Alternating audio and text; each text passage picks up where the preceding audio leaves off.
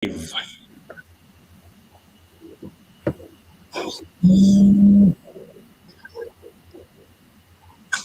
we are live on TVL News sasa. Tutaanza na introduction. Wacha tuanze vile mmejipanga hapo kwa screen ndio tujue kila mtu ni nani na ni nani. Tuanze na Mani. Thank you so much, our moderator, TVL. We are, first of all, appreciative of this opportunity. My name is Peter Mwangangi Mani, a student of Electrical and Electronics Engineering at Technical University of Kenya. I happen to be the president of Makueni University Student Association, which covers all students in TVETs, colleges and universities from Makueni. Those students who come from Makueni in different universities and colleges, TVETs within the country and outside the country.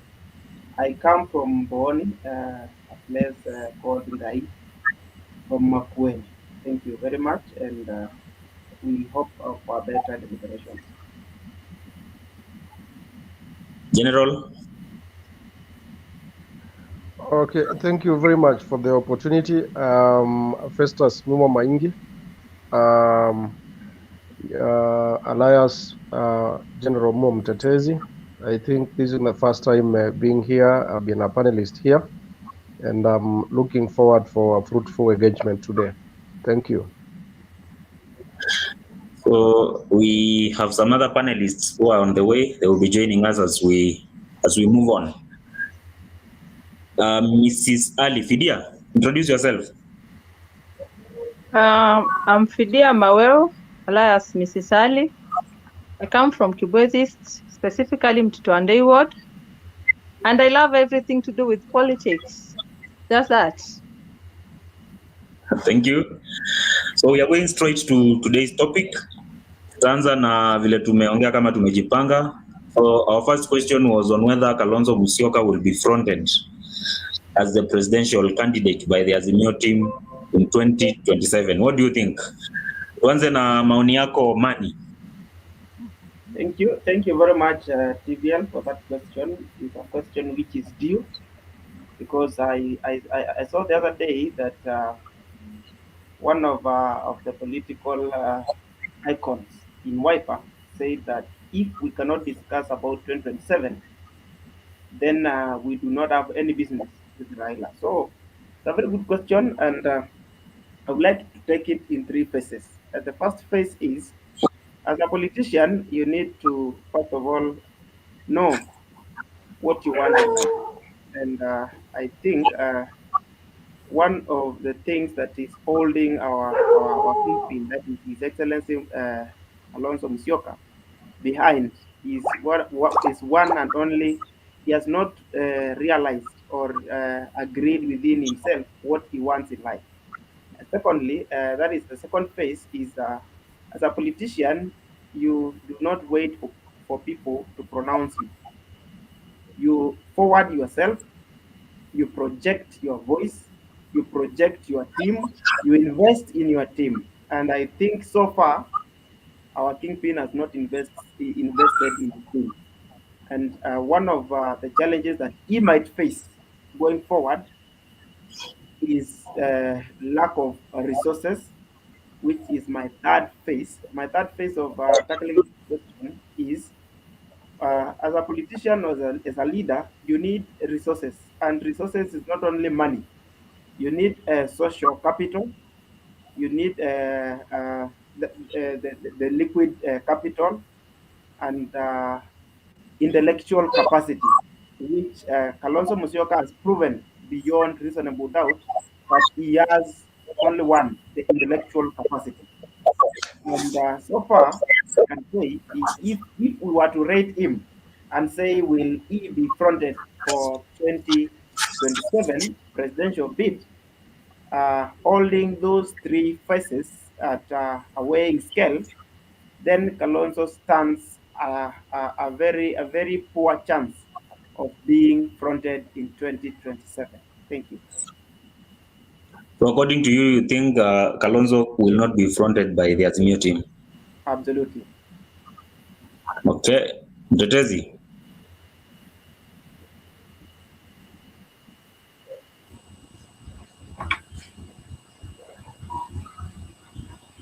Thank you very much for the opportunity, Vincent. One thing that the biggest question we should ask before we ask whether Azimio is going to front Kalonzo as a flag bearer in 2027 is to answer the question, who is Azimio at the moment? Because in my view, at the moment, Azimio is ODM and ODM is Azimio. See what is happening with Jubilee. Jubilee has decided to withdraw from Azimio. They're in the process of doing that. The other dominant party in Azimio is Wiper. In those rallies that Azimio has been holding, I want you to tell me 2 MPs from Wiper that we have seen in those Azimio rallies, meaning that the Wiper itself is not backing the Azimio agitation. And therefore, there is what we call the bargaining power. Who is that person who is backing Kalonzo for that position in 2027? So I find Kalonzo's chances of being the flag bearer in 2027 quite minimal, and the goodwill from the constituents of the Azimio coalition, that is, the backing is quite minimal. And I think it is only Kalonzo himself will say that he wants to be the flag bearer in 2027. You have not, the other day I had Honorable Senator Maanzo speaking of the same, but where is he speaking this from? He speaks this when he comes home. When he's in Nairobi, that is not the narrative. When he's in Kisumu, that is not the narrative. When he's in Mombasa, that is not the narrative.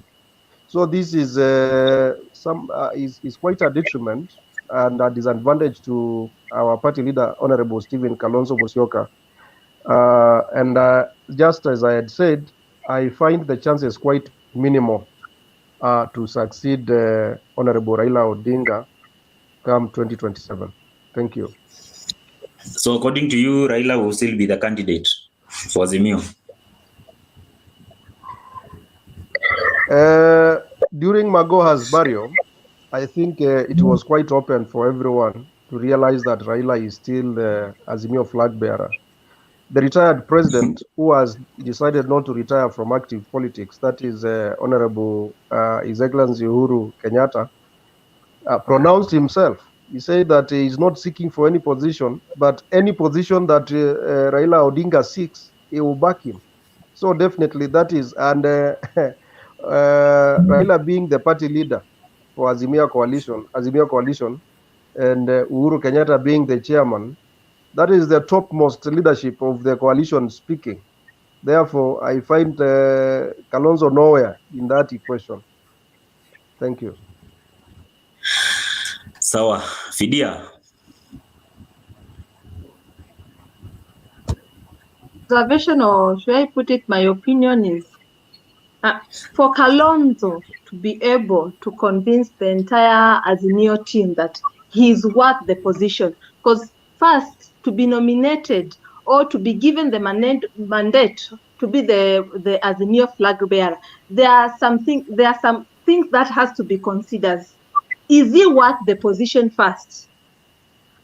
What makes Raila be that elephant in Azimio? Let us look at that perspective, because Kalonzo as a person seems to be leaning on Raila's support more than anything else. Without the support of Raila, Kalonzo is nothing. Without the Kalonzo associating himself with Raila, Kalonzo is nothing. So if Kalonzo, he means well with his presidential ambitions, he has to move out of Raila's bucket and create his own movement as Kalonzo that will make Raila see this guy has built himself to the task of being nominated as the Azimio flag bearer. But as we speak now, Kalonzo is too far to be nominated as the Azimio flag bearer. That's for a fact. Okay. Kisambuli.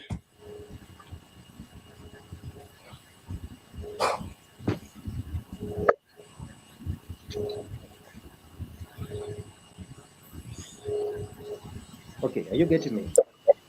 Yes, we are getting you. So, I'm sorry I had some problem with my network, but I'm back.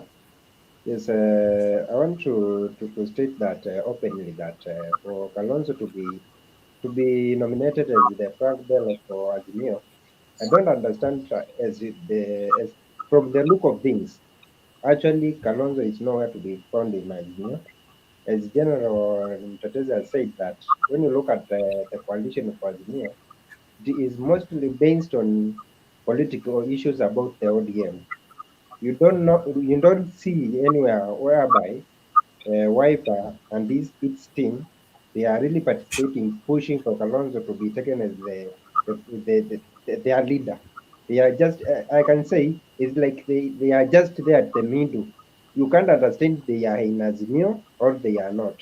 They are just cool. So for Kalonzo to be raised as flag bearer in 2027, for now, I don't think. And if chances are there, they are very low, and the probability is very low. Speaking honestly, so what I can advise our party leader Kalonzo Musyoka is that, in fact, he has to get out of Azimio and then stand like a man, because it has reached a moment whereby Raila thinks that without him, Kalonzo can't do anything.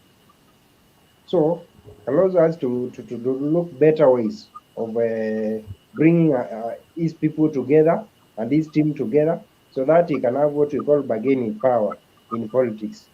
As we speak per now, I'm sure most of the moments he may stand and yell that everything is okay, but for the look of things, normally Kalonzo chances of being the Frank Bello for Azimio ama being the president of the sixth president of Kenya, they are very low, unless things changes. Thank you. Money. Yes. Now that you're saying that Kalonzo should not join, should not continue being with Raila, and Kalonzo does not stand any chances to be the flag bearer in 2027. What do you think Kalonzo should do? One, there are several things Kalonzo can do to remedy this, because we still have time from now to 2027. Kalonzo first can decide, because as we know, all of us, politics is all about investment. And politics you cannot just do by word of mouth.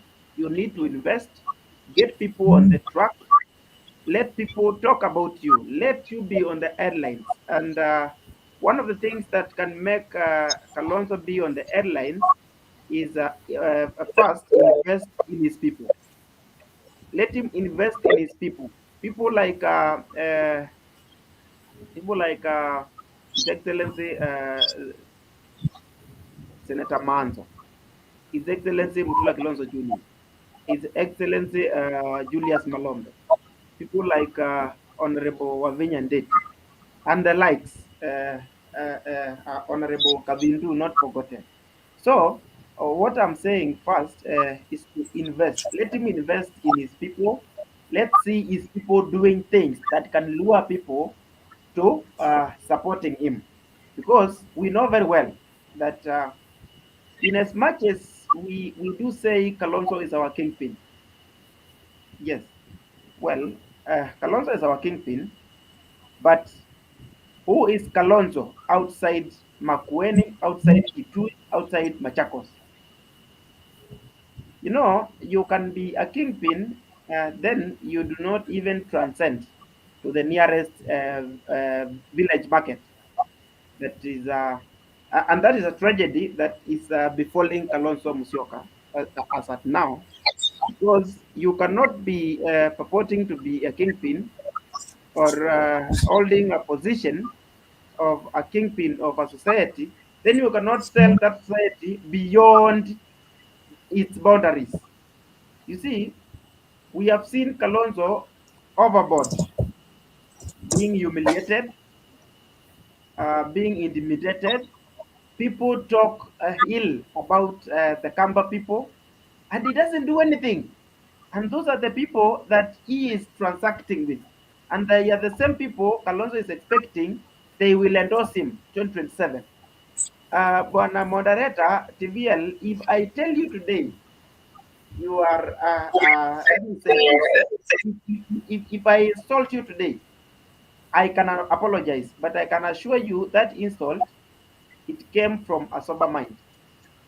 It came from a sober mind, and going forward, Kalonzo needs to take some of these things genuinely and seriously, because these are the little things that build up to become big things. And very soon they are becoming big things, because we saw him the other day.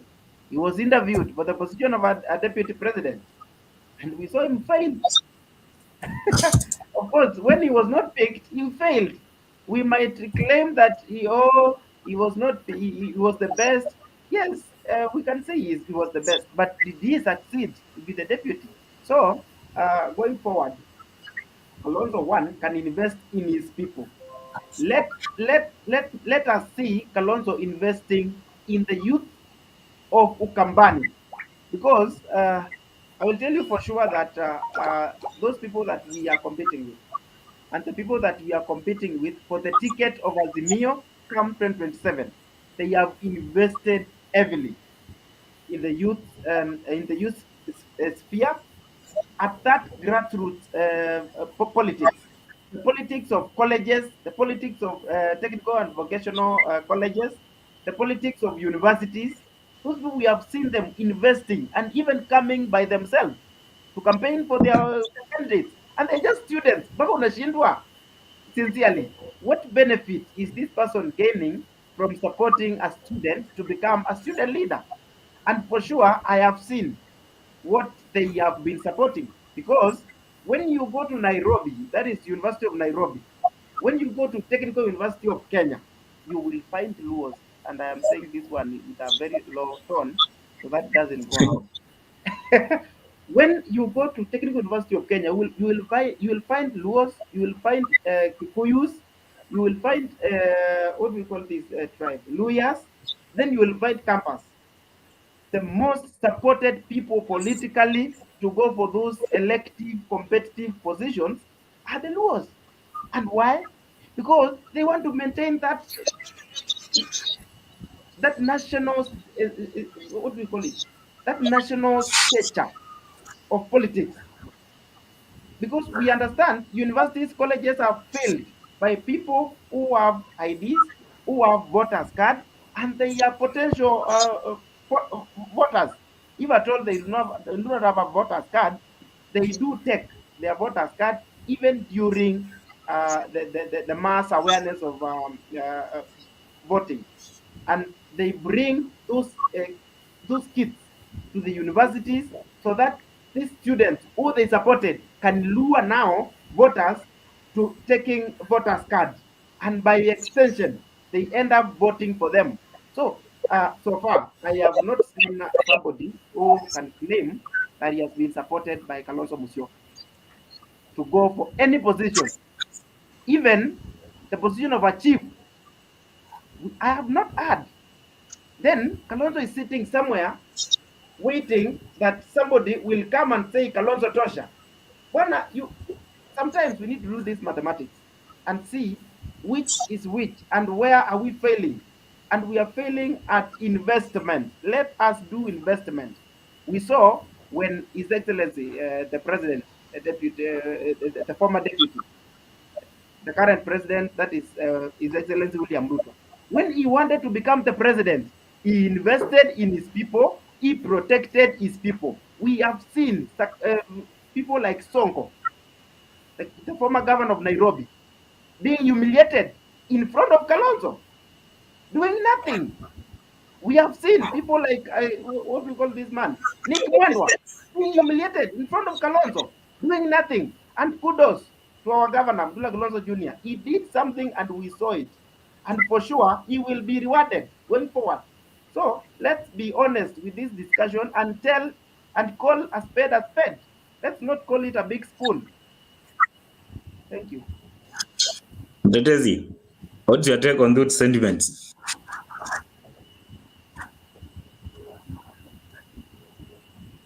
Mtetezi?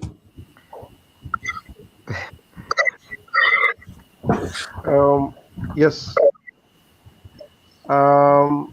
I think one thing that I have to agree with Peter is that everything is not well, but then we can as well redeem ourselves. I think the first thing that Kalonzo has to do is to redeem his reputation and his personality. Right away from 2007, when Kalonzo said that atapita katikati, and from Saga, Kalonzo ended up being vice president that time. Speed forward to 2013, you know what happened? 2017, up to 2022. And from that time, from 2007, Kalonzo was being castigated for not taking firm stance or firm decisions. So the first thing that Kalonzo has to do is to convince Kenyans that he is a man worth his stand and worth the position that he is seeking of being the president of the Republic of Kenya, because presidency is not for the feeble. You need to be firm. You need to be strong, like what we are seeing with the Honorable Ruto. Number two, Kalonzo has to expand his base. That is operation base, because presidency is not a regional thing. I'm a ardent Wiper member, but one thing that I don't feel that we are doing it right is concentrating so much in Ukambani. Kalonzo on Monday, you find him in Kitui. On Tuesday,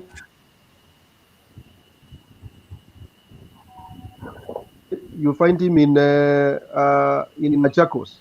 On Wednesday, is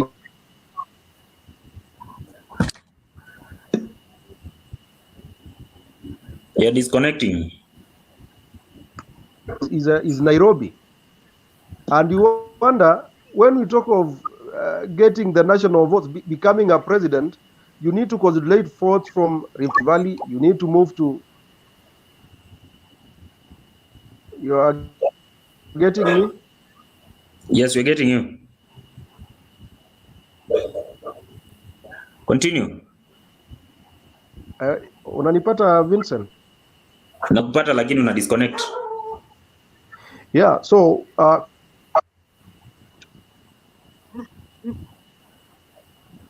consolidating is vote base. Consolidating is vote base.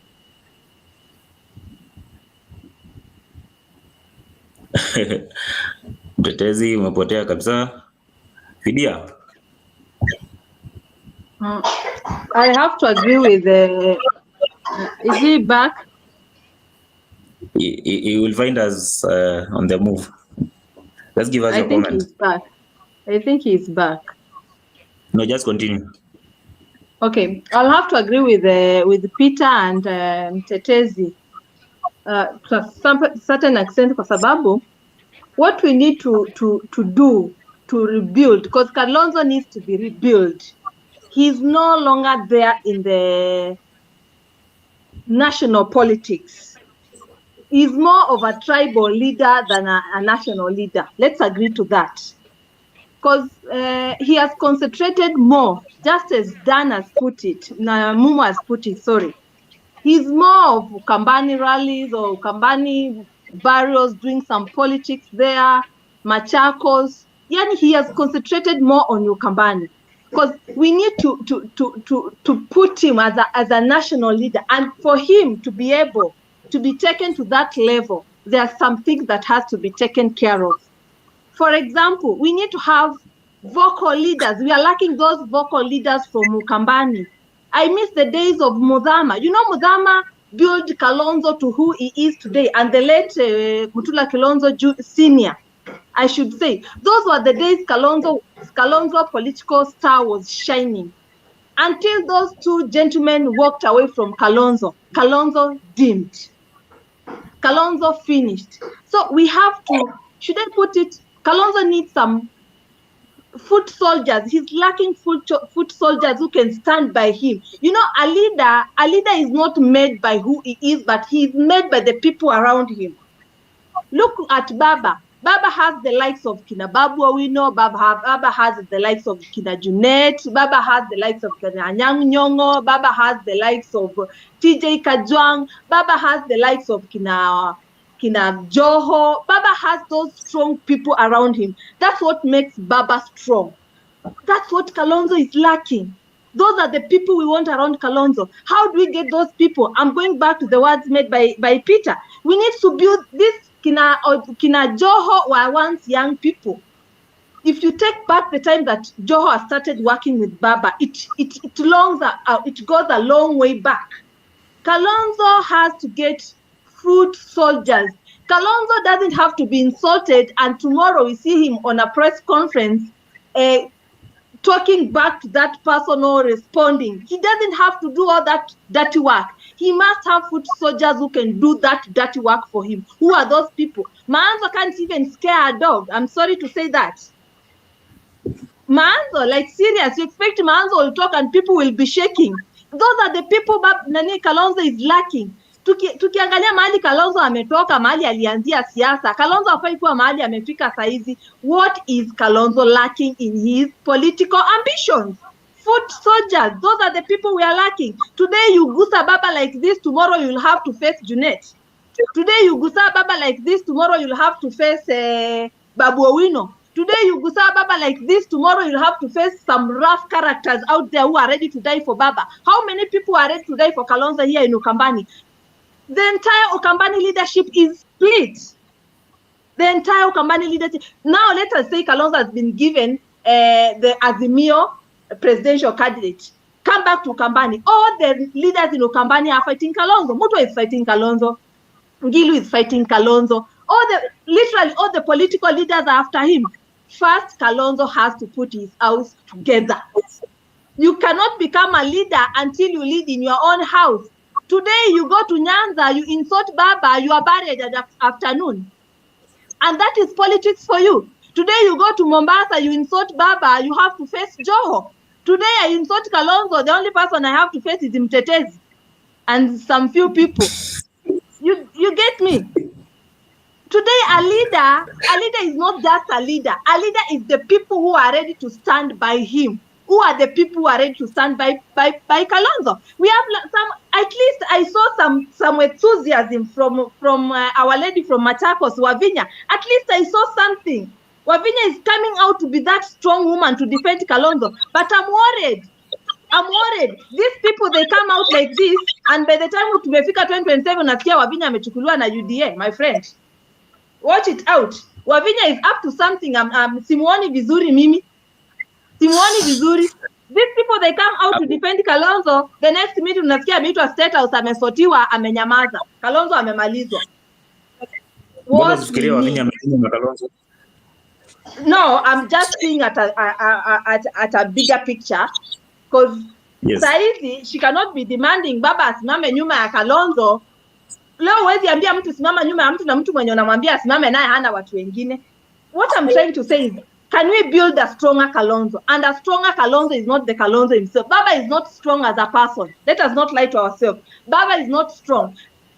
Nguvu ya Baba is these people behind him. We need a strong team behind Kalonzo. And this strong team must come from Wiper. These people benefiting from Kalonzo has to work for Kalonzo, has to be there to fight for Kalonzo. That is for a fact. Okay. So you think that the team of the people who was surrounding Kalonzo are very weak? Very weak. In fact, the only person, and I should credit him for this, alikuwa amejaribu, I don't know what has happened to him, is Mutula. Mutula used to come out very clear and be there for Kalonzo. We need people. You know, the problem is, I'm sorry to say this, and if anyone gets offended by this, I apologize in advance. The problem with people in Wiper, Menda Kalonzo, ela Menda ticket, tusua Wiper. The moment Kalonzo amewapatia tikiti ya Wiper, amepata viti, they vanished. Where are the people who used to surround Kalonzo like 24/7? Where are they now?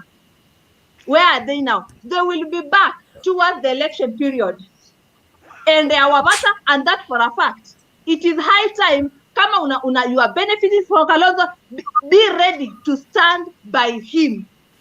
Kalonzo, I saw him the other day. He humiliated himself. He was all over the parliament looking for the speaker, yeah, Senate. What is that? And he was all alone. And I was like, poor Kalonzo. Where are the people around him when they wanted the wiper ticket? The only person who comes clear to support Kalonzo now ni kidogo. It is Kana, this Kana from West. Kana huwa anajaribu. The only problem is with Kana is hawezi ongea Kiswahili. You at least kama tunaweza vanish Kana kidogo hivi hawa anaweza ongea Kizungu na Kiswahili kidogo. We can make him a national figure. But now the only politics Kana can do, and it is only limited to Masakuko the Yomba Kabahamut. Kana cannot address people in Kiswahili, but Kana is very strong. Kana is and is that man, he can die for Kalonzo, and if you listen to him, that man is ready to fight for Kalonzo. Shida tu ni Kiswahili na Kizungu ndio inamsumbua. He's a very good guy. Tumpeleke shule. Sasa Kana sijui tutamfanya aje ajue ka Kiswahili. At least hawa anaweza ita media. Now, another thing, and I'm sorry if I'm taking much of your time, is we need, this is we should do the politics of Kenya the Kenyan way. We should have bloggers all over social media blogging on behalf of Kalonzo. We have very brilliant young people here who are ready to blog. Ruto alitrend kwa sababu ya bloggers huku social media, and truth be told, when was the last time uliona hata tweet ya Wiper? When was the last time uliona tweet ya Wiper hivi kwa wali ya Wiper wametweet? Wiper huwa inafufuka towards the election. When was the last time you heard about Wiper party being mentioned anywhere? Yeah? We must have young people out there. Tuwaeke kwa social media, Twitter nini. We must have people running Kalonzo's account.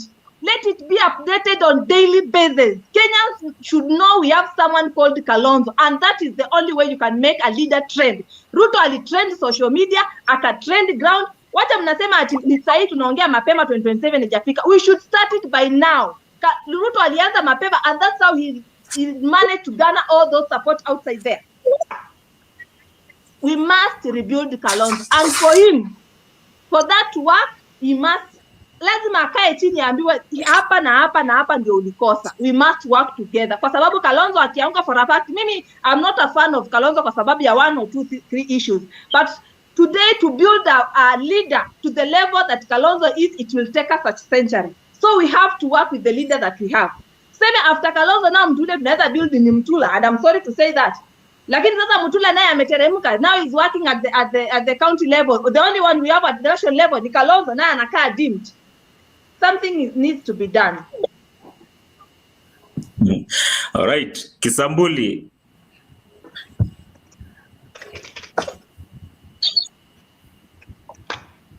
Unmute Kisambuli and give us your comment at the same.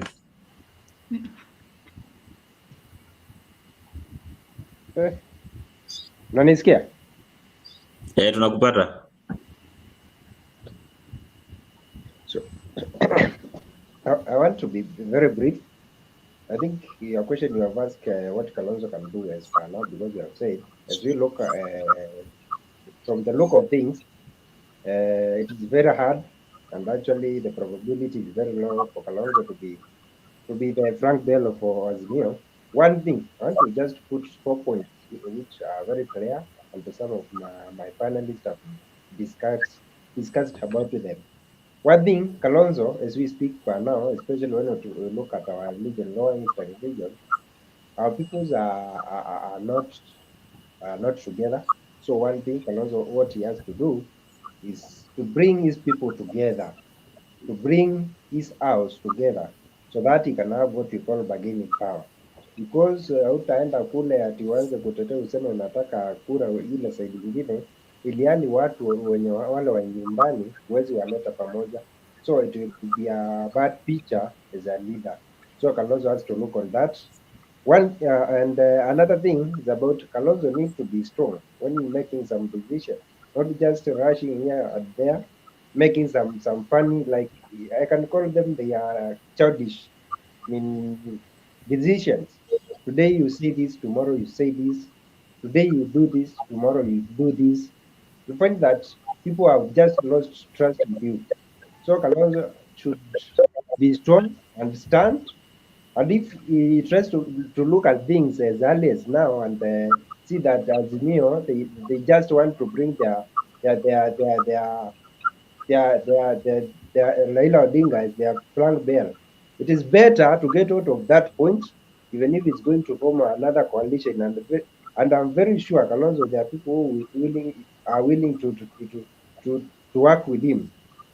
So it is better he form a new coalition instead of just hiding there. And at long last, we see him in debating to be the deputy vice deputy president. It will be very bad for sure.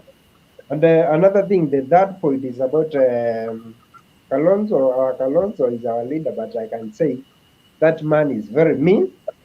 That man is very mean, so he has to look at that. As our panelist, one of our panelists, Mani, has said that Kalonzo need to support even the campuses, especially those who are in the area of Nairobi side. We need to see him studying out and fighting and funding those students, because when doing their campaigns, they have to have money so that they have bargaining power against the other side. And you are aware that Canvas politics are all about tribal issues. So it is good you fund them so that when one of your leaders speaks there, you can be heard. And Canvas are respected everywhere. And by so doing so, we are going to get some credit from that. So you need to get out of that point of being so mean. You can't support the youth. So I think it is clear. The other point is about we have to get out of this point. Thank you. Amendment. Yes, I'm saying hii kitu ingine Sawa, ni thank hii you. We've ya had ni your comment. kusema You're saying Kalonzo does not support. yeah. Hmm. So Continue. the last one I'm saying, yes, the last one I'm saying, Kalonzo needs to be strong, and hii issue ya ati kusema kura ziliibiwa, tafadhali hatutapea mtu kura na turudi tuchunge kura zake. When you come and tell us kura zako zimeibiwa, what are you telling us? Zikiimbwa ulikuwa wapi? So you need to be very wise, understand as a man. Eh? Understand as a man and say, hii ni kura nimepewa na mwananchi, I'm going to take care of them. Siati ukosimama tunakupea kura vizuri, tunakuwekea vizuri, you expect us to follow hizo kura zako ati tuende tukalinde. So you need to be very organized. Nafika hapo tu. Thank you. Mumo, you are back. You are saying something before you disconnected. Give us your point. Not exactly much different from what has been said by my fellow panelists there. That Kalonzo needs to actually stand his salt if actually has to succeed Honorable Baba as the flag bearer in 2027. We need to see Kalonzo move all over the country and have the face of a national figure, because what we need currently is Kalonzo in the person of a regional leader, not a national leader. That is what I wanted to say that time. Sawa, let's go to the next topic. Ya Kalonzo tutarudi baadaye kuangalia maswali zenye watu wanauliza hapo kwa comment. But We are live on Facebook and before we go, our moderator, yes.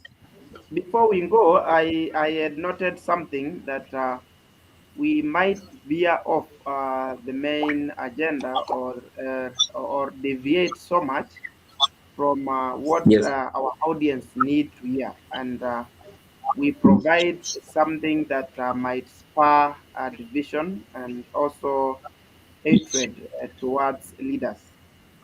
I appreciate Yes. the inputs of my fellow panelists, but also guide that I have heard that Mrs. Ali, I don't know if that is the exact name, if I've captured it very well, Mrs. Ali has said that Councillor Kana is the only person who have been standing with Kalonzo all at the time, and the only challenge is that he can't speak Swahili. And it's unfortunate that such a statement comes from an elite and on a national debate like this one. Because first, let's not be overtaken by moods and end up abusing people. This is a national debate. This is something that will be recorded for future reference. And again, reinstate that it is not that those people who have been hanging around Kalonzo during the times of politics, it is not that they get lost along the way. One, if I invest so much in TVL, this is our broadcast today. If I invest so much in this TV, that is TVL News, and you hear one of my episodes, like one I am doing very soon, you hear it. Do you expect me to continue supporting you when I paid you to hear my episode? Of course, no. And one of the things that our own kingpin, that is His Excellency Kalonzo Musyoka, is facing is these politicians or these leaders. I think the better word is leaders. These leaders invest so much in his party so that they can get the party ticket and also empower him as a leader. But he has not returned the hand. Let him return the hand, and that is, and we will reach a time where the system will be at equilibrium, and we will see them in all these innuendos of mandamanos all over, and you will see them speak of Kalonzo. You will see them protect him all over, and also correct a certain statement that was made earlier that Mutula has gone down. No, our governor Mutula Kilonzo Jr. I have seen and I've witnessed that he is alive to what is happening, and he has spoken his mind towards what is happening currently with Azimio, and he has been speaking. It is not the first time, and we know him as a strong defender of Kalonzo Musyoka, and for sure he has stood by that. You saw the other time that they were having the IBEC meeting, and which was crowned by His Excellency William Samoei Ruto, the president. We saw him in Azimio suits. What else do you expect from a governor? What kind of a support do you expect from a governor towards a kingpin or a party leader of a party which made him become the governor? I think our governors are doing enough. In fact, they are doing more than enough. We need to see His Excellency Kalonzo Musyoka in his position, in his virtual office of being the Kamba kingpin. We want to see him invest and return the hand, because ukiendelea kuchota maji kwa bakuli, ukiendelea kuchota maji kwa kisima yenye imesha dry, yenye imebaki na hiyo maji, ukiendelea kuchota bila kurudisha maji, hiyo itakauka. And unless and until that well runs dry, we will never appreciate the value of that water. So let's not overutilize the resources that these governors, MPs, senators, MCAs invest in Wiper Party. We want to see also Wiper Party giving back, protecting its people, because you invest where you are being protected. And I have seen this. And there's one of our panelists, I think it was Kisambuli, who said that Kalonzo need to go out and make a certain faction or make a political party or a movement. Let me tell you, if Kalonzo, in all due respect, tries to do a faction or a movement, it will fail in the morning. One of the reasons is he doesn't know how to invest in people. He doesn't know how to return an hand. He doesn't know how to build a team. We saw him when he was talking about Oka. It collapsed. It collapsed towards the time when we expected them to be at the peak. It collapsed when it was much needed by the people of Ukambani, by the people of the Luya land, when it was expected so much by the people of Kikuyus. It collapsed. Why? Because there is not that leadership skill of building, but there is that skill of parasitism, which has been endured so much. in our political kingpin, and that is His Excellency Kalonzo Musyoka. In all due respect, I think his advisors can view this video or this debate at a future date. If they are not viewing right now, let them advise our kingpin correctly. Let our kingpin invest in his people. Let our kingpin protect his people. Let our kingpin speak matters of national concern. Si wakati kuna mtu amefariki huko ndiye anakuja kuangalia huko. We need to see him in pressers where he's saying things that are affecting the people of Kenya, not only the Kampa nation. He's a national leader. We don't expect him to play village politics. Thank you.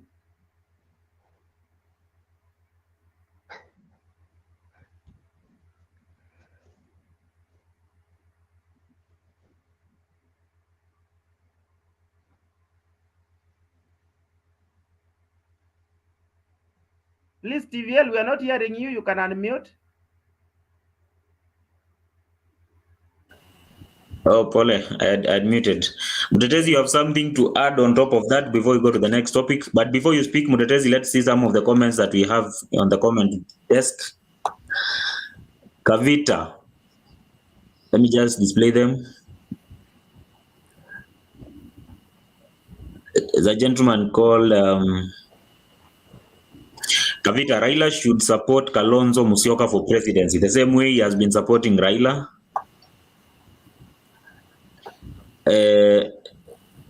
Kuna mtu hapa anaitwa Nathan Cherutich Nathan, Azimio going nowhere. I think he meant Azimio is going nowhere. Thank you.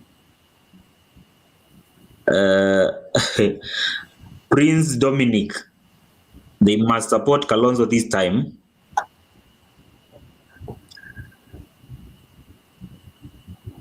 I'm sure Kalonzo will be in after Ruto, that is in 2032. Okay. Is a comment by DMK Kenya Media Group. Mrs. Ali, I strongly believe that you are a political green on. where is Fidia? Kuna mtu hapa amemuita political green on.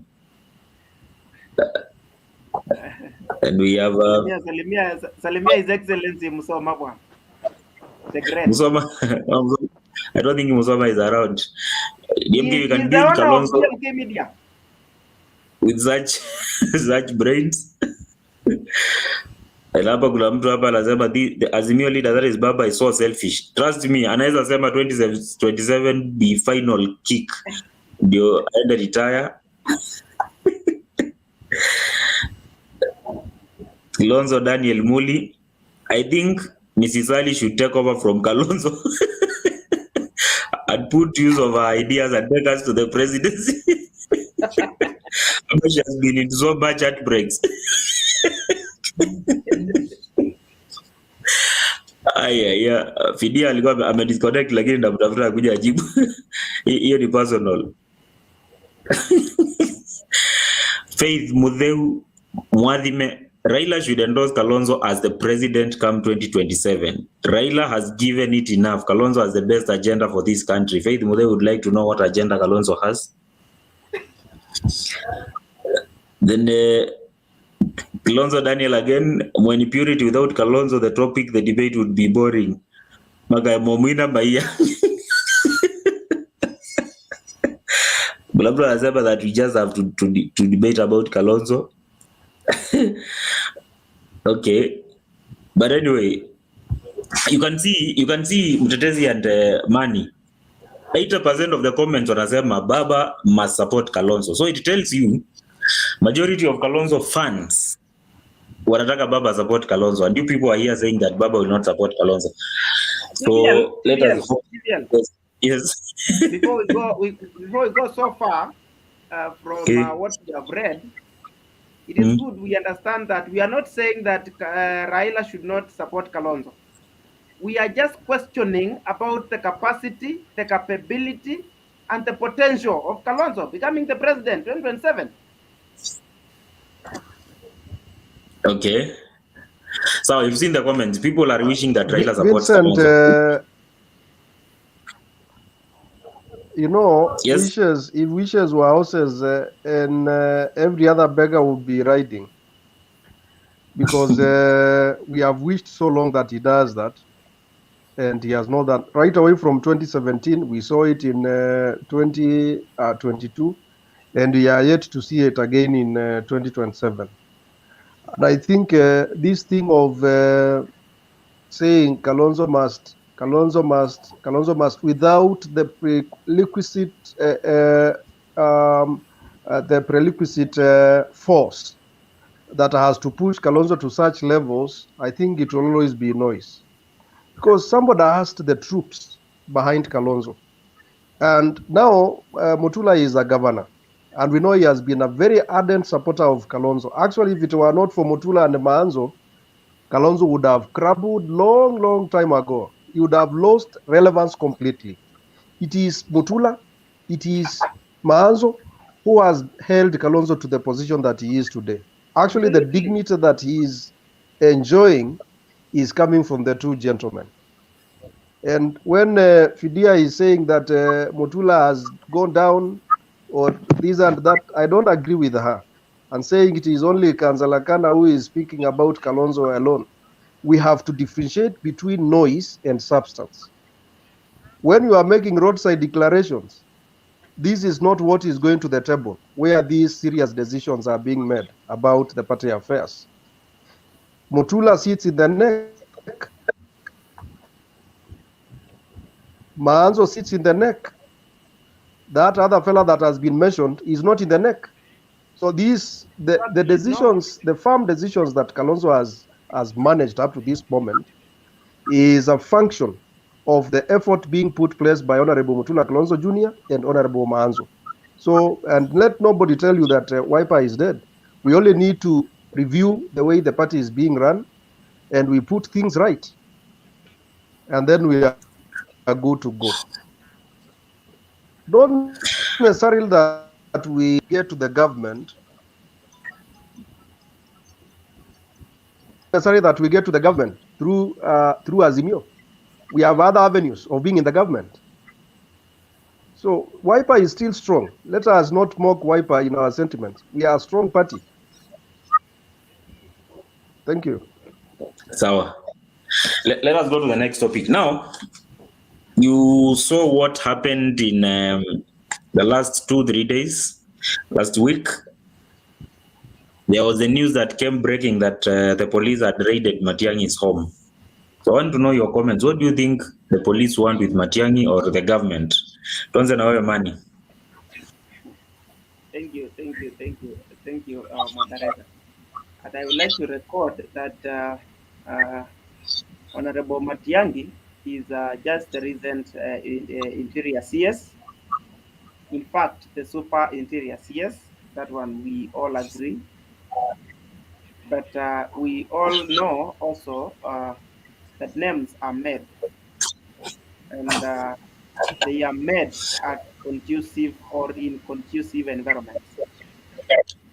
And secondly, when you are out there as super, everyone wants to contain you and have you on his side, and that's why we saw His Excellency Uhuru Muigai Kenyatta trying his level best to contain Matiang'i to the level of seeking a job for him abroad later after they lost, or even earlier. We do not know exactly when they did that. But the thing is, all these nightmare and quagmire of raiding Matiang'i's home is not, I can say it is not here nor there. Because first, the government or the police force has confirmed, and through its former handles, that they have not deployed any security, any police force, any police, anybody who is in their records of civil servants to go raid the home of Matiang'i. And I think this is also confirmed through how the scenarios came, because we saw just 1 minute, it is breaking that Matiang'i's home is being raided. Then in the other minute, we saw Raila is already in the scene protecting Matiang'i. What are you protecting? What are you protecting? Like, sincerely speaking, and that is just a trap that was being used by our parents when we were still young. Mama akikuja nyumbani apate sukari imekuliwa, the first person to say mom sio mimi, that person ndiye amekula sukari. So what Matiang'i and the Azimio team did, it was just orchestrating something after realizing there is something being done formally to try and seize back a public property that was, of course, in an unclear circumstances taken and put under the ownership of the super CS, and that was Honorable Matiang'i. And I'm very sorry to say that it is just filthy and funny to see leaders the capacity of the former interior CS, that is Matiang'i, just immediately after leaving office, being followed of an unlawful acts that indeed when he was the CS and when he had power. What does that tell us? It tells us first that these leaders we see all over are being praised and things here and there, center, right, and back, means there is something that they know that the public don't know, and there is something that they own that that's, that the state wants to contain. So, in my humble submission, I say that through my limited efforts to do some analysis of the raid, there was no raid which was done in Matiang'i's home, but instead there was a legal procedure which was being taken by the government to follow up on a property that is currently under Matiang'i, which is in Ruaraka, and he realized in advance. So this was just counter actions to see if he can lure the government to leaving him at peace. And that was taken up by the Azimio Brigade. And so we are left at a dilemma not to know who is saying the truth, but to some extent, with the little wits that we have been bestowed with, I can say that there was no raid in Matiang'i's home, and until and unless Matiang'i proves that there was a raid, then it will remain to be a story that was told one night. So, General Mtetezi, what's your take on this story of Matiang'i's raid by the police?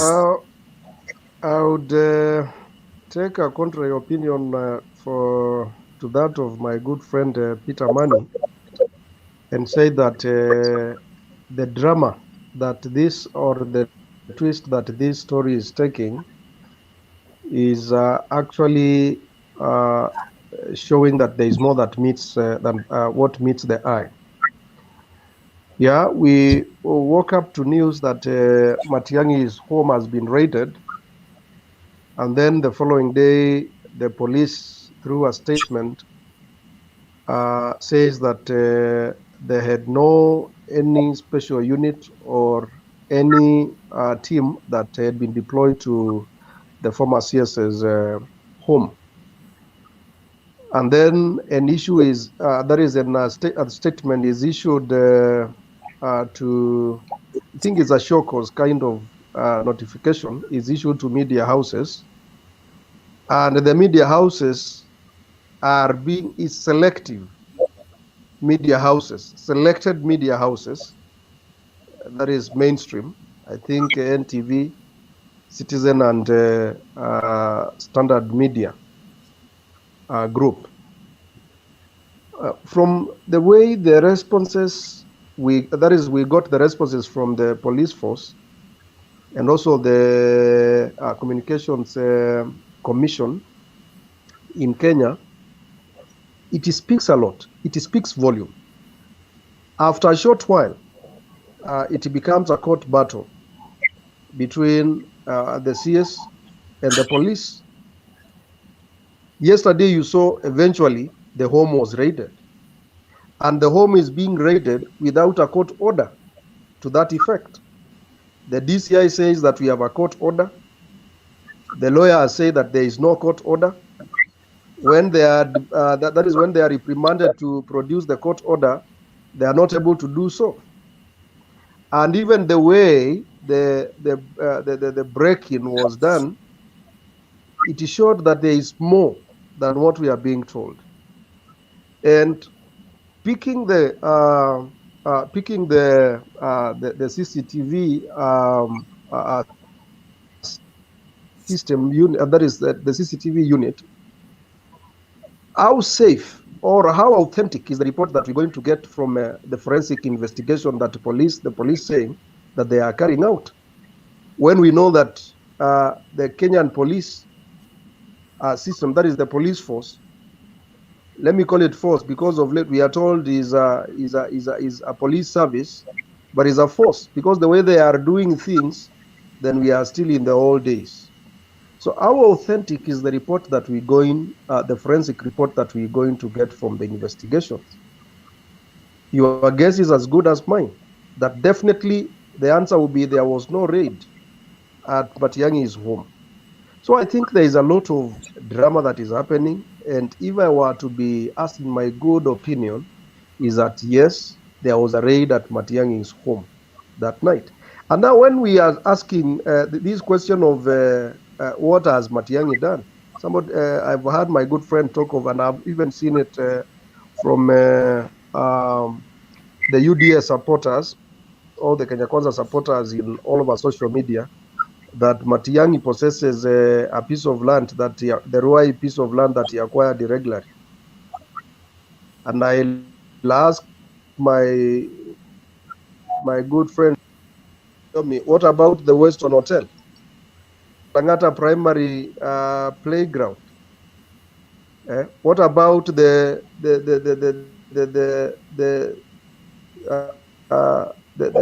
this land? Was it after the post-election violence?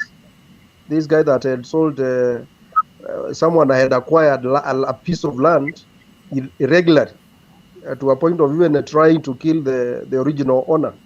So this government, once it came to power, it was a promise that it is a healing government. But we realized that it commenced politics even from the day of inauguration. What His Excellency the Deputy President did that day was pure politics of 2027. Every other day, they are reminding us what has been happening.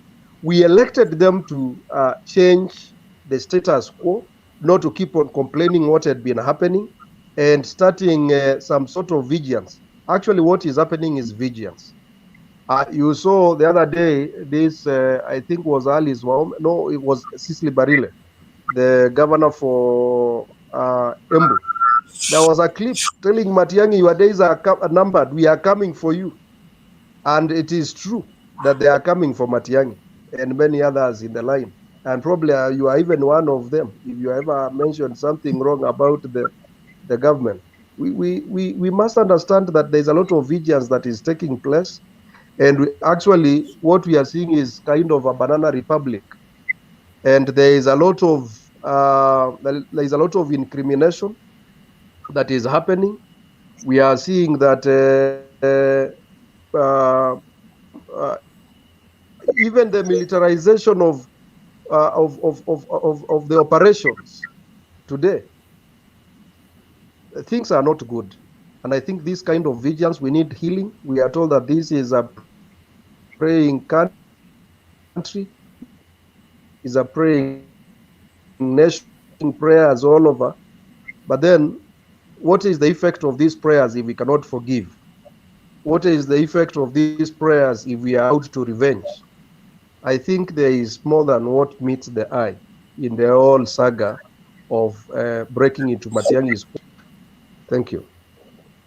So now that you're saying that you believe there was a raid in Matiang'i's home, why do you think the raid happened? Is it political witch hunt, or the government is just revenging because the president kept on complaining that Matiang'i has been sending police to harass them and harass their supporters? Why do you think then there was this raid in Matiang'i's home?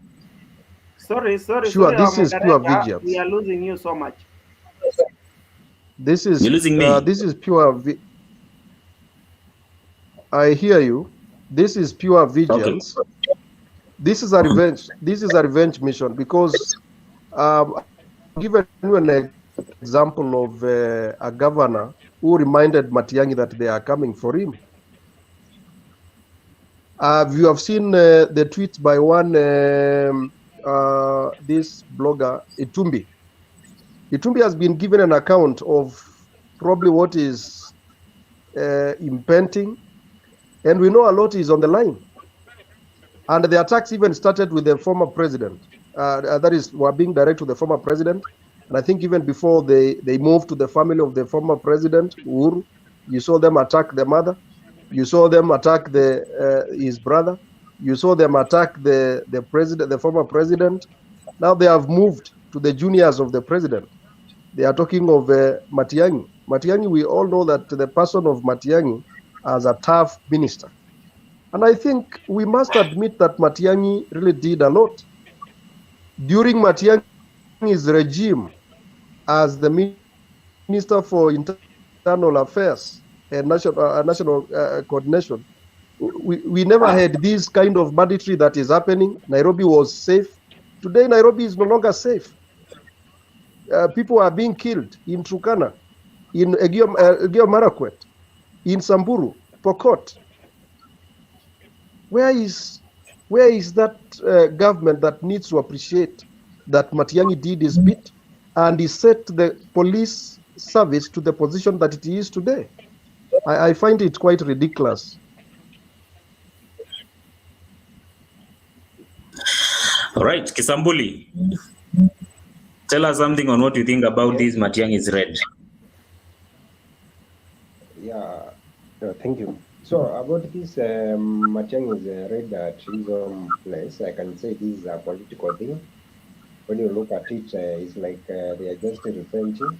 You know, as we are aware that during the Uhuru's time, Matiang'i was very powerful and used to do things that could affect the Ruto's people. So in a way, I can see it as a political thing. Ni kama tu wanataka tu kumaliza Matiang'i kabisa, because they have that bitterness of what Matiang'i used to do to them. Is like they are just revenging, as the Muma said. So thank you. We believe they are just revenging. Yeah, it is a revenge. It is a revenge. Money. You said there was no raid in Matiang'i's home. You're saying Azimio stage managed this raid? Ama you're saying Matiang'i raided on himself? Of course, our moderator, it is true, and I like the way the debate is shaping up. And going forward, you will realize some factual data that will be presented to you, and also some what do we call it, some data imekusanywa hapa na pale yenye haina ukweli wala haina mbele wala nyuma, and that one I have seen in this discussion, but I would like to guide ourselves that sometimes it is good we talk from the data that is factual, that can be substantiated, and that can be verified. As an engineer, I have been told that or taught that there is no room for error and there is no room for guesswork. So, in the same spirit, I do understand that I do not have my own government that is independent from the government that we elected in 2022. That was last year. And I might be the only lucky person here who elected the president and the deputy president, of course, and going downwards to the MCA. Some of us in this panel lost more than half of the seats that they voted for. So I might own the monopoly of knowledge about politics.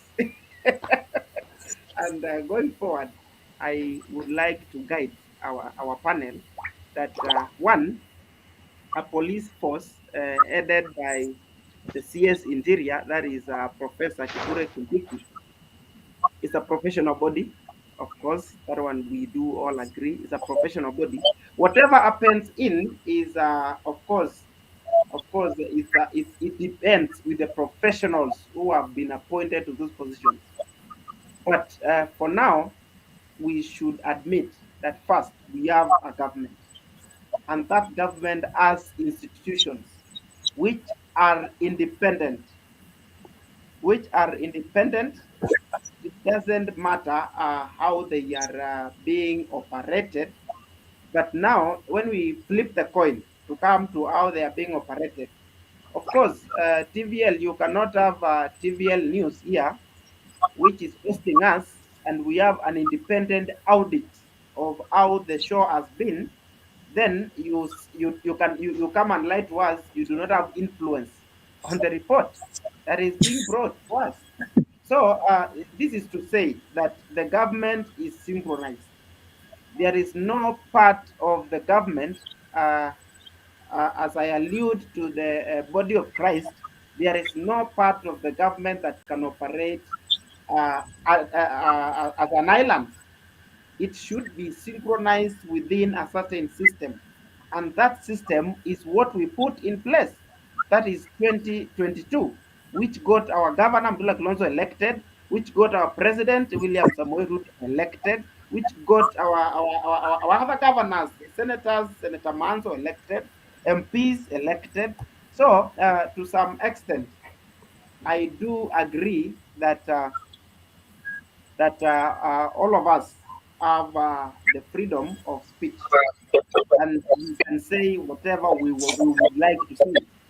But at the longer end, or at the end, we will have the facts, and the facts are, what have you seen with respect to what you are saying? And to this regard, I will say that the police force declared or stated clearly that it had no raid on Matiang'i's home. And if yes, there was a raid, then let Matiang'i prove himself. His house or his mansion or his compound is under 24-hour surveillance of CCTV. Let's see the police. In fact, this brings me back to a meme that I saw somewhere that His Excellency Raila Amolo Odinga was wearing some G4S garment, which was which was tagged that a raid at Matiang'i's home. The police, then the police is Raila Amolo Odinga. Then I was just surprised how Kenyans can be funny. Then back to what I was saying. One, you saw what the head of police said. You saw what Kithure Kindiki said. That is a CS Interior, and you also saw what the president and the deputy president said. There is no room for error in this country. I think so. And when we do hear these things or see these things, sometimes what you append a signature to, it counts to what kind of life you will lead. And I don't believe that leaders at the capacity of an inspector general can endanger their life by appending signatures to things that they know it is contrary to what they are saying. And again, just to add on, in which scenario, even right now, if I hear that Vincent's home or broadcast like this one is being raided, Do you expect me in less than 5 minutes to be at the scene? Of course, no. Because I also had my own schedule which was running. And even if I had even if I had a very good flexibility within my schedule, it cannot be that fast. So to some extent, I said that some of these analogies we Hello. should get them well. TVL, we lost him. Ama amekuwa raided pia. Our moderator, are you safe? You know you are hosting a very delicate and detrimental debate today, and we are fearing for your life. Are you safe? Please, General Mumo, confirm that our moderator is safe, so that we can I cannot continue see him. with the debate. But again, as he prepares, yes, probably before he comes back, I can have a word or two on the same. I want to give a small narrative here. For example, I have a phone and I take a video of something that you are against.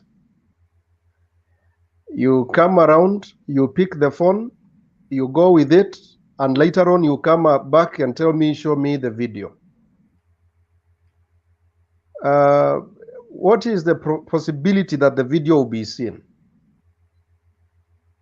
Because you picked the phone, you went away with the phone, and then you bring back the phone and tell me, show me the video. That is the exact thing that is happening with Matiang'i. The record is there. You go away with the CCTV unit.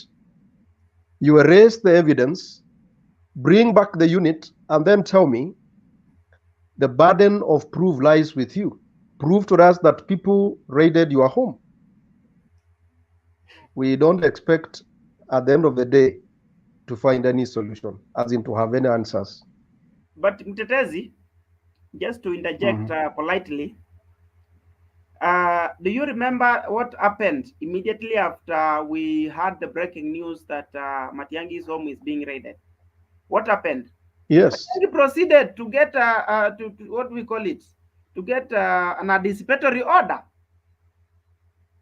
that keeps him off of course being arrested, instead of taking a case to a court that his home has been raided and he has the evidence. I think the most important thing after such an incident, and maybe what we should be asking is whether a statement was meant anywhere that a raid has taken place. That is the question that we are asking. And of course, being in the system, Matiang'i being in the system as a very senior officer in the government, exactly understood what next the government was about to do. And that's why he took the anticipatory order from the court that protected him from being arrested. And of course, up to this moment, we are thankful that he hasn't been arrested. And after all these shenanigans, definitely we're going to get the answers to this drama that we are seeing. And I'm worried that the host has left. So I don't know who moderates the. He is back. He is back. I was fearing for his life because, as we all know, that this is a very critical debate we are hosting today, and some of these people we are tagging along might have vested interests, and they might want to distract us. The problem is that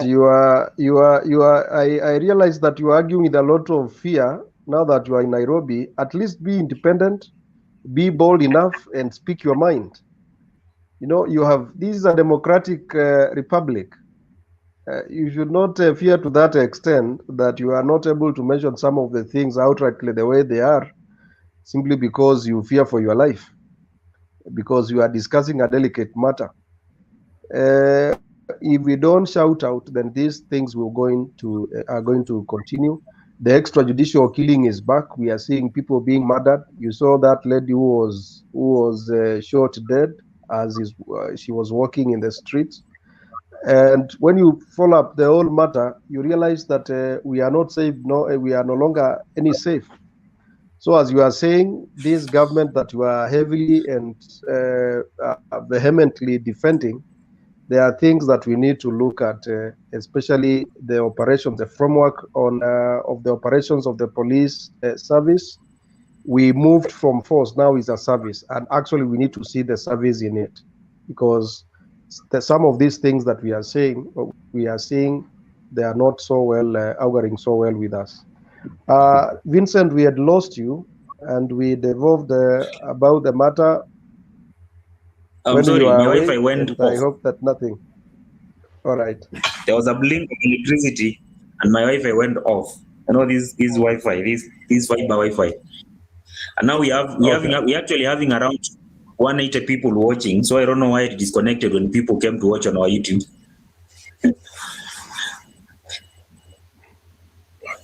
You can proceed. Yes, kindly proceed. Yeah, I don't know why we you. had finished. Maybe Yes. we were winding up on the issue of Matiang'i's raid. Maybe we can move to the next question. No, we had not finished, General Mtetezi. I think you had finished. Yes. Just say you had finished, and you had not given me a chance to. No, the reason as to why I'm saying that we had finished, against Peter, what I had put forward, which was straightforward the reason and, as to why I'm saying that we had finished, substantiable, and something that you could verify.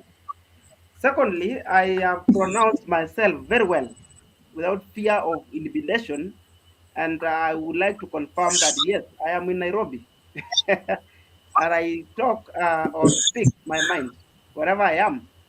And I would like also to tell you, Mtetezi, stop hiding behind a curtain. You know what is happening in the country, and you know what was being orchestrated during that day, and you know the politics that the leader of opposition can engage in, and that is part of the politics that he does. And I am very aware that soon we might also see another bragada that we might not get to understand, and still General Mtetezi will be lost in the system of speaking against the government and saying the government is not authentic. Maybe you, General Mtetezi, you can join Maandamano and see what we can do. no, I've a structured way of dealing with issues, especially when I'm talking of national issues. I think one thing that Peter, we must agree on is that things are not right. We must be commenting for some changes to be made, and maybe a social audit of how the police service is being run. I think we are now changing to a police nation, because every other day it is the police giving statements. This one has happened. This one has done this one. This one has done this one, and this back and forth is not taking us anywhere as a nation. We need tranquility. We need peace. Peace in the nation. We need harmony. We need coexistence. And this aspect of using the police to terrorize a section of Kenyans for reasons well known by the government is not the right thing to do. These are things that the current government, the Kenya Kwanza government, were wailing about before they were they were elected. Every other rooftop of a vehicle, Ruto was against the police brutality. Gachagua was against the police brutality. But how the things are changing once they have gotten to that big office is what is worrying. So at least we need Kenyans to be assured that they are safe. Kenyans need to be assured that the police are doing their work as it's supposed to be done. We don't have to, the manner into which Matiang'i's home was broken into, I think is a manner that no Kenyan would wish happens to them. This is the same thing that happened to Miguna. And we had seen Ruto sympathizing with Miguna, even when he was part of the team that was advocating for the same. And the same is being extended to Matiang'i. I don't think that is right. Even if it happened before, then I thought that this time round is time that they are going to change things, change the way operations are being done. I think Matiang'i being to be issued with a court order uh, requesting or directing him to surrender the CCTV unit, that one would have augured well. But the way that gate was broken into, it shows that there is more than what meets the eye. And it is true, Kenyans are not safe if that is the way the government is going to operate. But you Even see, where you are seated, I don't think that you are safe. If the but you government see, wishes to come to you, they don't have to knock the door. They will not knock the door. They will break the door to get you, which is wrong.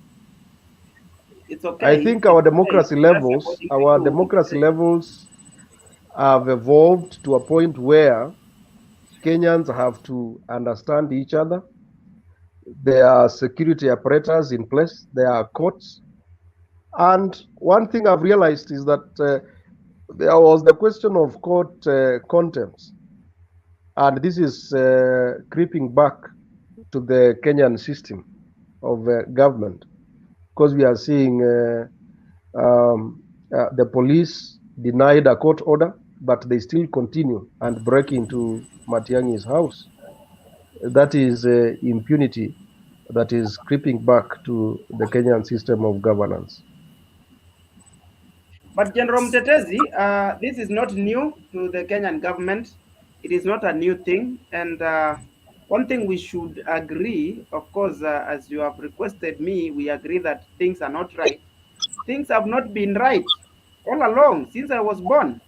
I have never seen things going right because it is not that banditry started immediately the new government kicked in. Or you want to suggest that banditry started when His Excellency William Samoei Ruto became the president?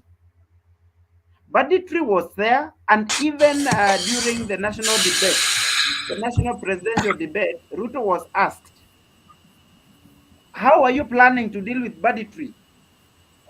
And he put forward the plan that he had. So that is to tell you that banditry never started when we got new government. Banditry has been there, but now, because things have never been right from before, what we get or what we get fed with from our media, mainstream media, is what they would like us to see, or what the person in charge has directed or has ordered to be heard. We have seen before that His Excellency the President William Samoei Ruto complained of airtime on a mainstream media. We have seen before that private corporations were being empowered more than state corporations. What are we doing? Where are we missing? I think the problem has been there. The problem will be there. And unless and until General Mutetezi, Peter Mani, TVL rises to those positions, we will never get it right. We will never get it right if we still think digitization of services is a con.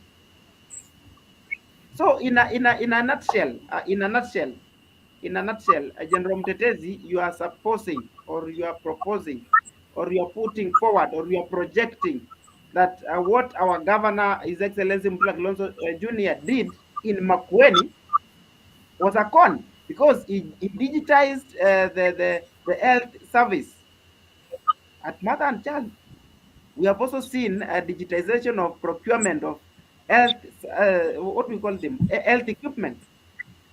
So in a more a soft way, General Mtetezi, you need to withdraw that digitization of services is a con, and you also need to come out clear that first. I did not mention the digitization. I don't know where you got that one from.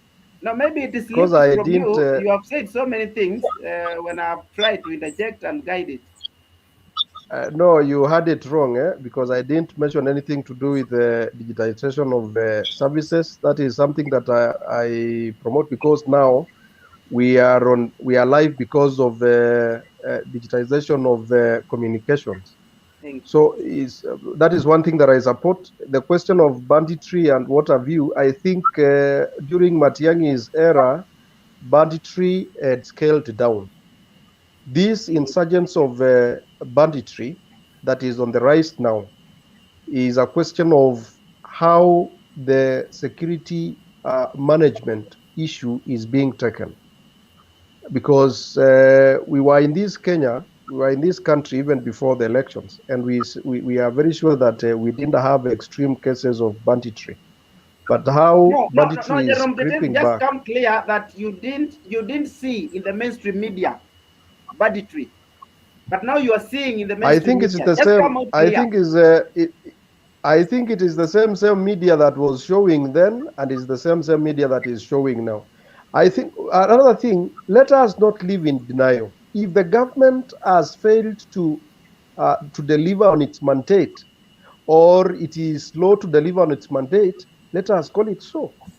These sugarcoating issues, when things are going wrong, is what is making us fail as a nation. When things are bad, let us accept that things are bad. Let us not sugarcoat anything, because it is the same media that used to show banditry then, banditry activities then, is the same media that is showing the same today. So yes, we are recovering as a nation, but there are things that are that are being done the wrong way, and let us not sugarcoat anything. If things are wrong, let us agree that things are wrong, and we need to we need a turnaround. Let's also agree that there was no raid in Matiang'i's home, because the same security or the same police force that was talking then, it is the same police force that is speaking now. So I think General Mtetezi, you are caught between a rock and a hard part now. No. So let's go to the next question. I still believe that, and TVL, you'll excuse me for some time because I'm running out of power. So I don't know the long that we're going to take. Maybe we start with me, so that before I exit, I will have given my contribution. I do not know why people have now come. I think people have just woken up. We are having now 300 people on screen watching us. No, TVL. Seems as we. TVL, please note that Musa is around, and it has a membership of more than 10,000 students. Oh. I hear you, the Musa president. Thank you. So all Musa comrades feel recognized. Thank you for joining this debate. Now we want to know the issue of Uhuru Kenyatta. We have heard the national government led by the president and the deputy shouting on top of podiums and church and everywhere they go, telling Uhuru to pay tax. They have now reduced the security of former President Uhuru Kenyatta. I don't know whether it is reducing or just taking it away from the number that they had given to the number to a very small number. So I just want to know, what is your take on the things that this government, despite the government promising, because this government promised, when they were campaigning, they said, sisi tukishinda hatuna haja na mali ya mtu, sisi hatutasumbua mtu, na hatutalipiza, even when they won. Within the first week, they were saying hawatalipiza. Again, what we are saying right now, they are running after Matiang'i. Man is saying that they did not raid Matiang'i's home. Mtetezi is saying they raided Matiang'i's home. But anything that starts as a rumor ends up being something real. So now they are on the other side running after President Uhuru Kenyatta. Tunaona wanatusiana mpaka wamefanya our former first lady Mama Ngina Kenyatta atokelezee aweze kujibu. So I don't know what is your take when it comes to what this government is doing to former President Uhuru Kenyatta. Mtetezi.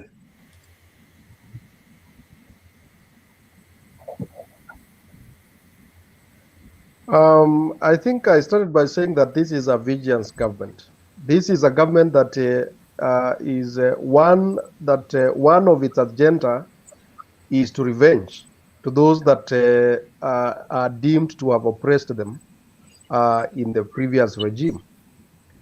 And yes, a circular was a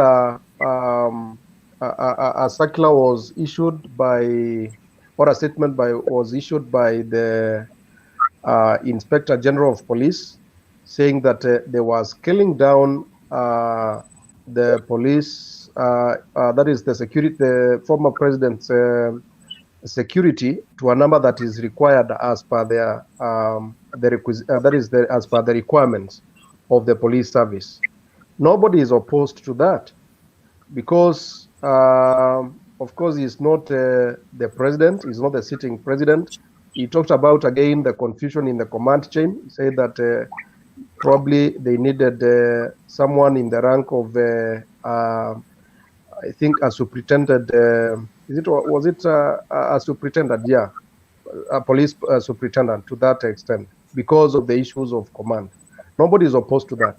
But the drama surrounding the person of Uhuru Kenyatta as a former president speaks a lot, ranging from tax evasion, and it's a statement that they have not been able to prove to Kenyans that yes, that was happening, other than being mentioned in those prayer rallies that they are holding, and in the social media. Kenyans have not been proven that it is true that there was tax evasion to the family of Kenyatta. And I think I saw a Gazette notice at some point, which dated back to around was it 90s, somewhere around 90s or that is 2000, early 2000 and something, on to that effect. So I think much of what we are seeing is revenge, and not until the government stops that, because when a sitting a president comes in and a president has retired, of what interest does the sitting president has with the retired president? And we are very sure that Ruto came into place, and this one I know will arouse a lot of debate, because I was almost mentioning that Ruto is there because of Uhuru. He's a president because Uhuru made him a deputy president. What if it never happened? No, So I but thought that the president, I'm saying it will elicit a debate that probably I would not be ready for that today, but it's a fact no doubt that about, of course. there is a lot of vigilance, and I think it is not the right way to govern a government, or to run a government.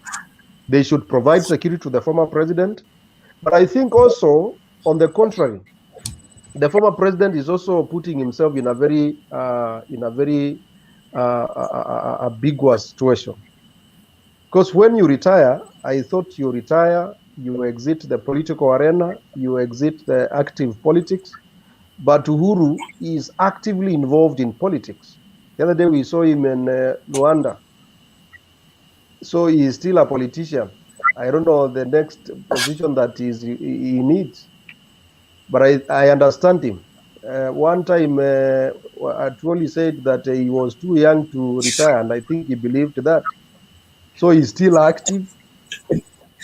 He still wants to run here and there on top of vehicles. And I think he's the only exception. When you look at President Moi retired and retired completely. Kibaki retired and retired completely. But with Uhuru, he has retired and he's still back. So my sentiments are, or my opinion is that there is vigilance, but again, the retired president is also provoking the sitting government into doing that. But I think it is right to have security. that is enough, because also Kenyans need security. We cannot have one person having 160 security guards when my nearest center has only 2 policemen. Thank you. So Thank you. I think So what exactly is your point? You started In you started fact, by supporting in drawing. fact, alianza no, I vizuri. You gave started my by two. supporting Kama punda. I gave my, because I said I'll be exiting. I gave my 2 sides of the coin. No, That there are there not is a two lot. sides, Acha There kuwa is watermelon. there is Where are you? What exactly are you Are you saying? supporting the government to withdraw Kenyatta?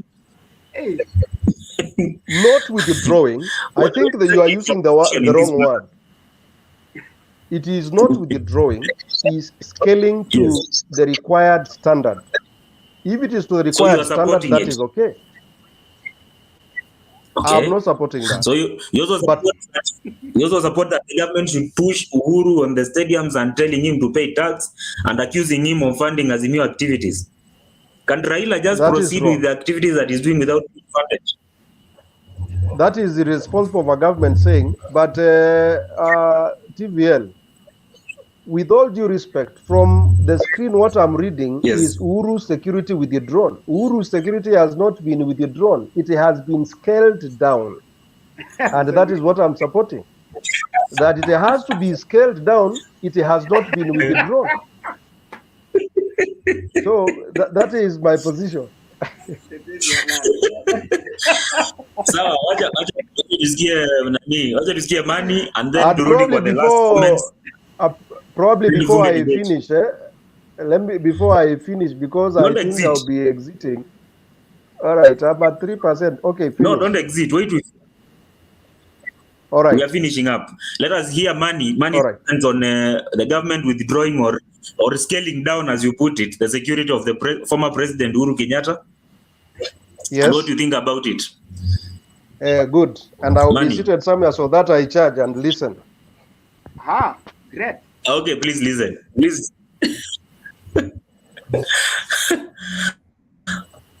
It is good. So, money, what's your comment?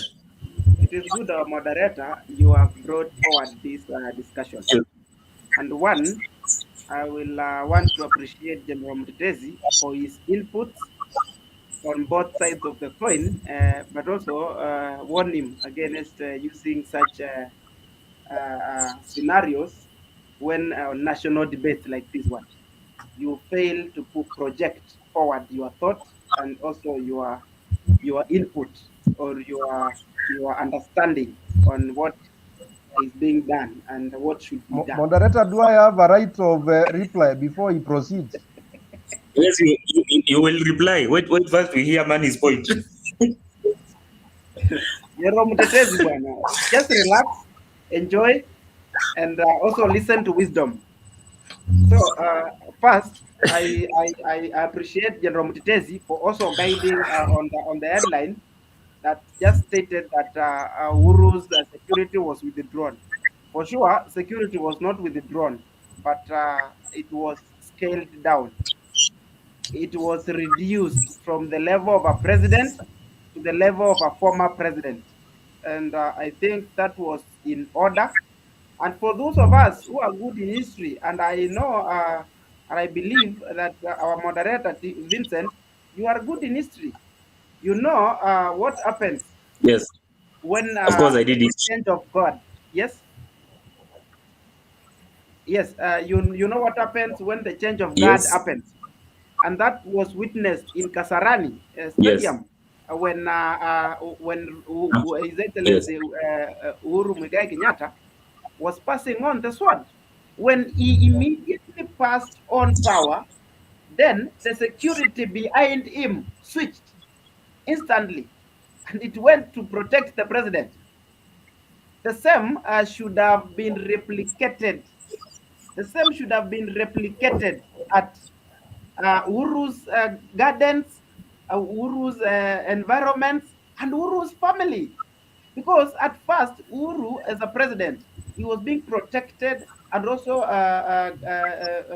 being secured from any infringement of his personal life or privacy.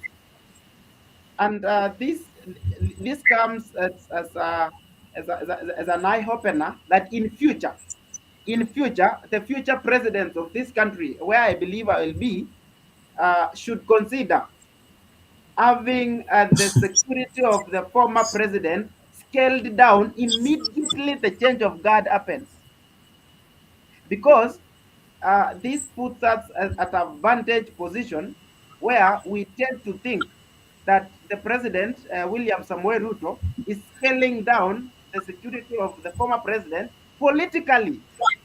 Of course, which is not. He is doing what is constitutionally right. That you cannot have a president and a former president having the same ranks. We please and surely let's all agree that when you exit power, and thank you very much, Tony Blair Onyango, or OTB, the chief of staff in my office when I was the president of Technical University of Kenya. I was saying when you exit, and this is also replicated in where I do study and where I was the president. When time came for me to leave office, I left office and I became a normal student like any other. Like any other student, like any other first year, like any other second year, third year, fourth year, fifth year, seventh year. I became a student, and I abode by any rule or law within the university. And I expect at the national level, where the president is, where the cabinet secretaries are, where the governors, the senators, the MPs, the MCAs are, and women reps. Also, these get printed so that we also have some decency when it comes to political transactions.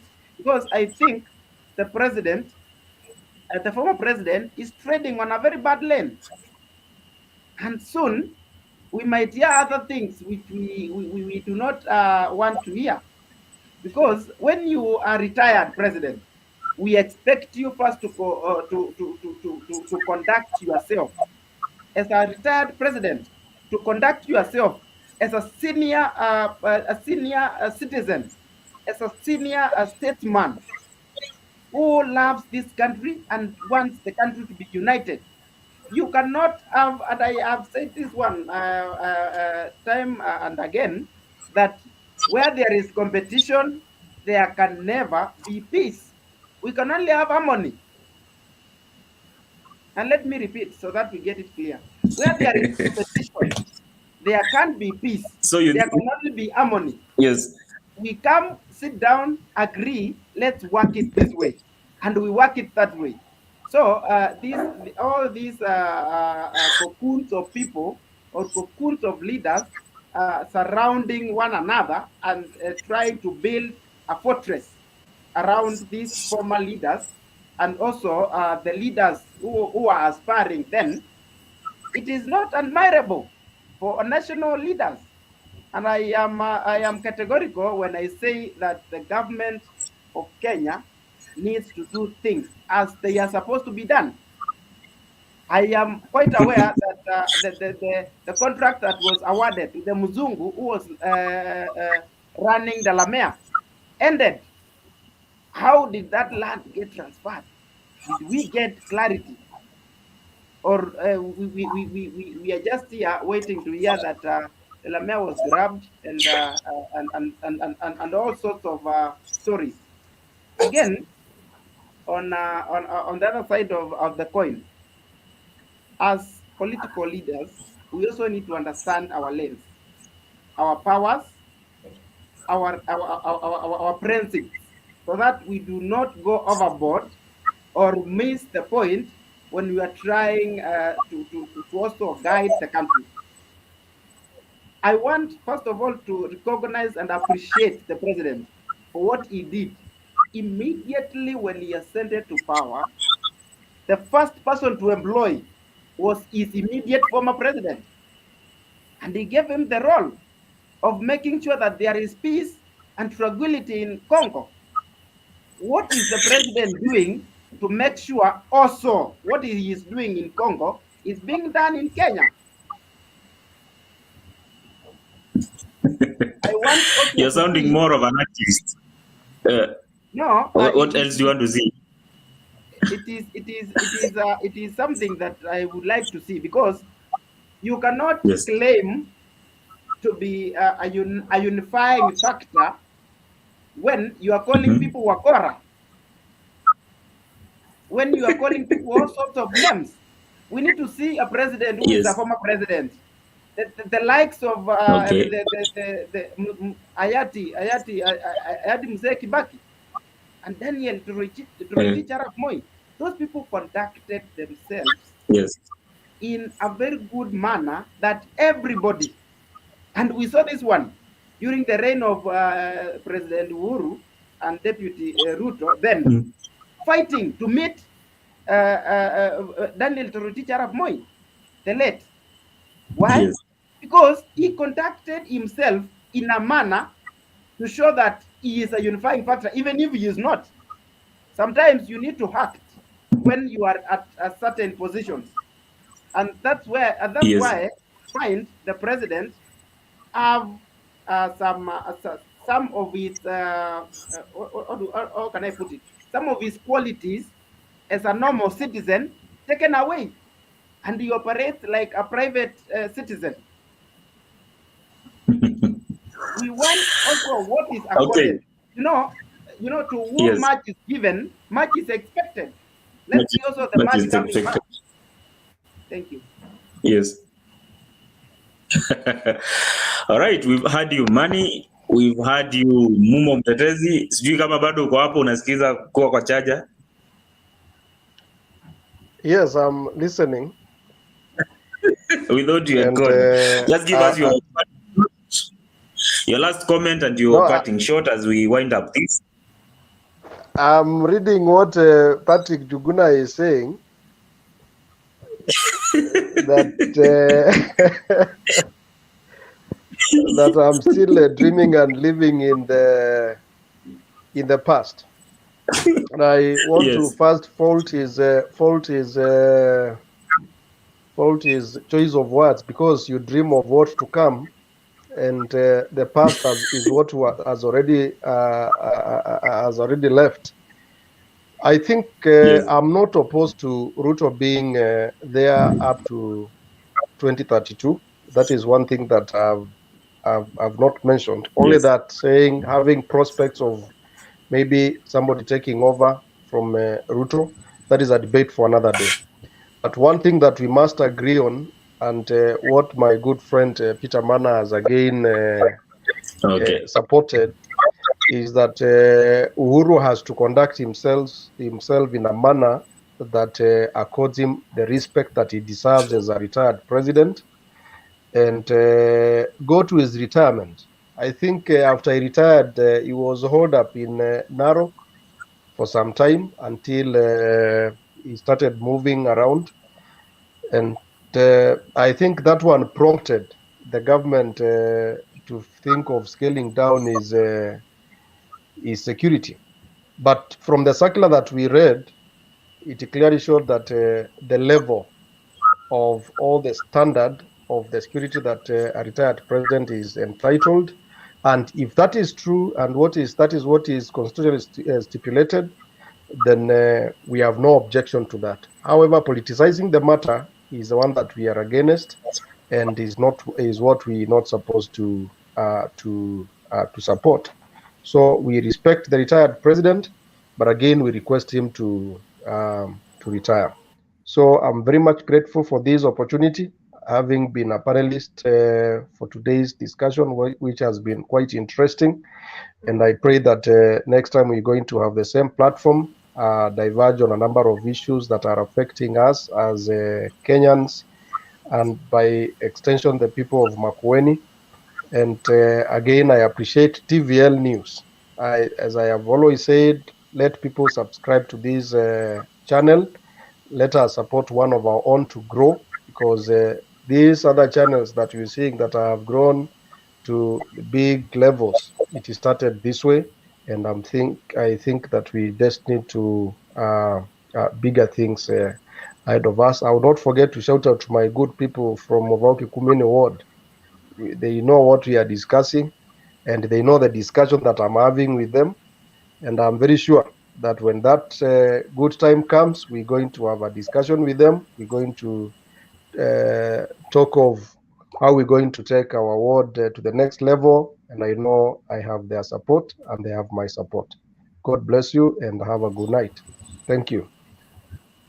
Thank you, Mani. Your last word.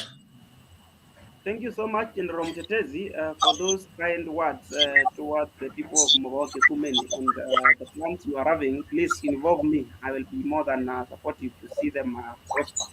Thank you.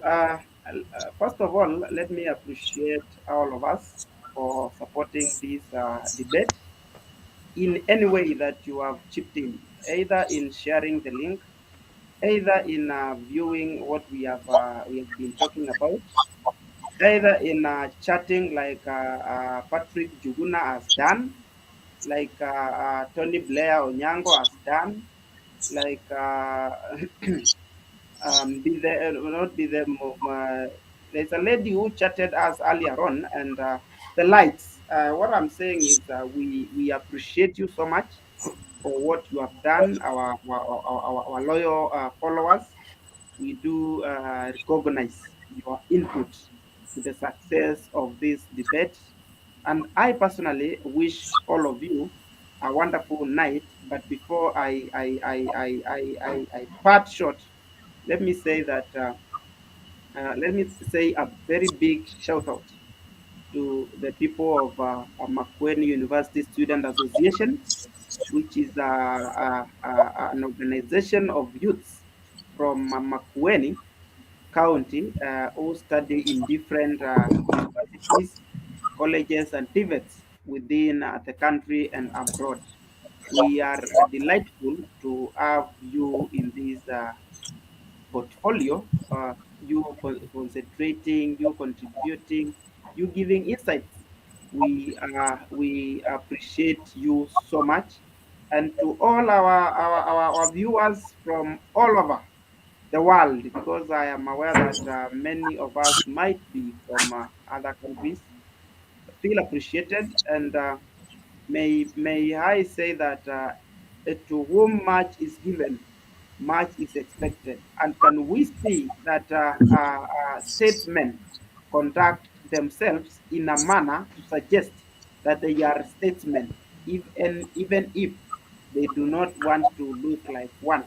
We would like to see a decent kind of leaders who project their image, who project their good qualities, and try work around their poor and nasty qualities, so that we see the best of the leaders we would like to see. To the government of Kenya, I would like to say that we have so much to do, and much is on our table, and we would like to also see you do the match that we would like to see. And one, I would like to see that the government of Kenya considers the police service as independent and integral part of the government. Also, the judiciary, I would like also to see it being independent and factual about what they put us through. Because some of the cases we have seen before, some of the scenarios we have witnessed, they do not suggest that such bodies are independent. And going forward, we demand, because this is our country, and we have the will and the capacity to let it know what we want. Let the independent bodies do independent work, and let everybody work towards the success of this country and each and every person of this country.